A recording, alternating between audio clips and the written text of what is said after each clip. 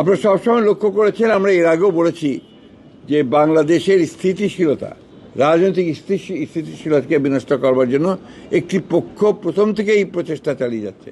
সে নির্বাচনের আগে থেকেই, তখনও আপনার অফুরন্ত মিথ্যাচার, প্রোপাগান্ডা, ফেক ইনফরমেশন, আপনার সোশ্যাল মিডিয়াকে অন্যায়ভাবে ব্যবহার করে নায়াসিনামাইড ও স্যালিসাইলিক সমৃদ্ধ লিলি ফেস ওয়াশ যা ফেসের ডেড স্কিন সেল দূর করে দেয় দ্বিগুণ ফাস্টার ব্রাইটেনিং।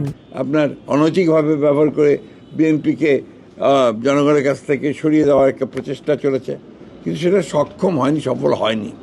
এখনও আবার দেখেন যে সমস্ত কার্টুনগুলো করে তারা দিচ্ছে এবং সেগুলো নিয়ে যে প্রচেষ্টা তৈরি করছে, খুব স্পষ্টভাবে বোঝা যায় যে ওই শক্তি যারা বাংলাদেশকে অস্থিতিশীল করতে চায়, একটা ইনস্টেবল অবস্থায় নিয়ে যেতে চায়, অনিশ্চিত অবস্থায় নিয়ে যেতে চায়, তাই এই কাজগুলো করছে। আমরা তীব্র নিন্দা জানাচ্ছি।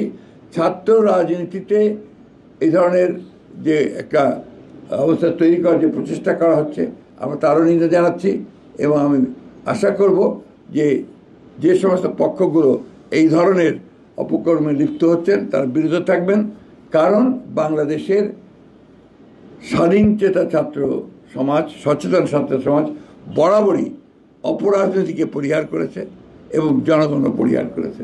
আগামী 1 মে যে মহান মে দিবস, তাকে সফল করার জন্য বাংলাদেশ জাতীয়তাবাদী দল সমস্ত অঙ্গ সংগঠন নিয়ে তাদের প্রথা অনুযায়ী একটি যৌথ সভা অনুষ্ঠিত করেছে এবং এখানে সফল করার জন্য তারা প্রস্তুতি গ্রহণ করেছে।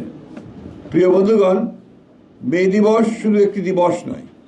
মে দিবস আপনি ইতিমধ্যেই শুনেছেন যে এটা গোটা বিশ্বের সকল মেহনতি মানুষ যারা কাজ করে, শ্রম দিয়ে যারা তাদের জীবিকা নির্বাহ করে এবং যাদের শ্রমের উপর, রক্তের উপরে সভ্যতা নির্মিত হয়, সেই শ্রমিকদের একটা অত্যন্ত গুরুত্বপূর্ণ দিবস মে দিবস। এই দিনে আপনারা জানেন যে রক্তের মধ্য দিয়ে একটা দাবি আদায় হয়েছিল 8 ঘন্টা কর্ম সময়ের জন্য।